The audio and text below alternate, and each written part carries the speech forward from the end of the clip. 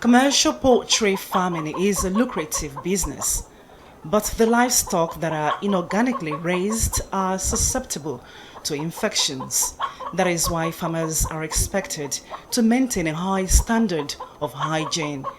This farm we visited at Irikurodo Estate ensures our footwear was sanitized before we entered the premises. This poultry farm has a capacity of more than 10,000 and they are called layers bird, and it is because they basically produce eggs for mass distribution. But should one of these birds get infected by avian influenza, all the others will definitely be at risk. But the manager of this farm tells me that he is doing everything he can to ensure that that does not happen. Yeah, Vivian, you are right. But that one would not happen to our farm. Why? Because we are here to protect the bird. Our security is very sensitive, and we are here to maintain our hygiene. Even we are not allow any customer to enter our farm except only you. In the last 3 years, we've only had maybe 1 or 2 cases of the avian flu in the estate, and it was tackled head on, and we were able to get past it without it necessarily spreading to other farms. For the records, I will have to say that we have 90 farmers on this estate, and not one of us has the avian flu. Not far from the estate is a 4,000 capacity farm that was infected during the 2015 outbreak of bird flu virus. But the farmer is yet to be compensated. And I find out that some birds, they are dying, and I was like, what is the cause? So I now took the sample, I took it to Ministry of Agriculture in Lagos State, and they took the sample to their lab. When they now came back, they now say it's bird flu.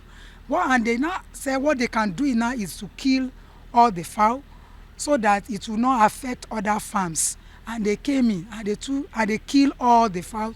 And they said government will compensate me for the thing. But up to now, this is making 2 years. They've not done anything. It's a different story for this veterinary doctor whose farm got infected at the same time. We were compensated around November 2015. Basically, it was at least fair, because though the value with which they gave our birds was not encouraging at all, we were compensated at the rate of 300 naira per bird, and those birds worth over 3,500 naira. So it's just basically just nullified everything that one was expecting from the government to assist you, because by the time the government were trying to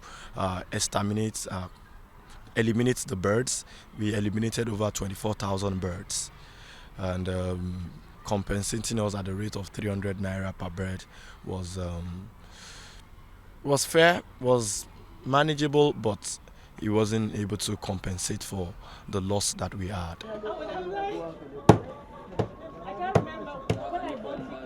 Open markets where birds are sold and dressed are another sensitive area for the speedy spread of bird flu virus. But the traders say they are taking all precautionary measures. Since what we don't see, I say some people who don't start another place and order. So we are doing to try to clean our place. It means sometimes you can use some medicine because our fowl will make it not die. Chairman of the Nigerian Veterinary Medical Association Lagos chapter says sustained surveillance and regulation is needed to control avian influenza spread. I think also that more surveillance officers has to be deployed on the field.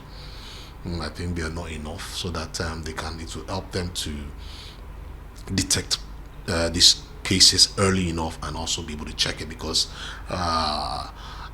some of those farmers, because they don't really know, they couldn't really diagnose this problem, they could be thinking of so many other things, and in the process they are also running here and there for help, and they are spreading these problems all around. If officers are available and in good quantity, good number, it will be easy for these people to call them in.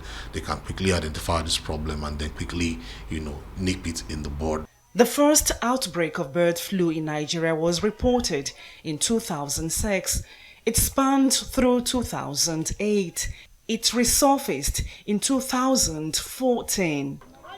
Currently, 26 states of the Federation, including the FCT, have been affected.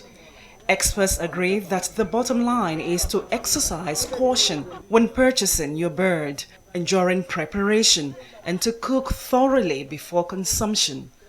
Vivian Irikefe, TVC News.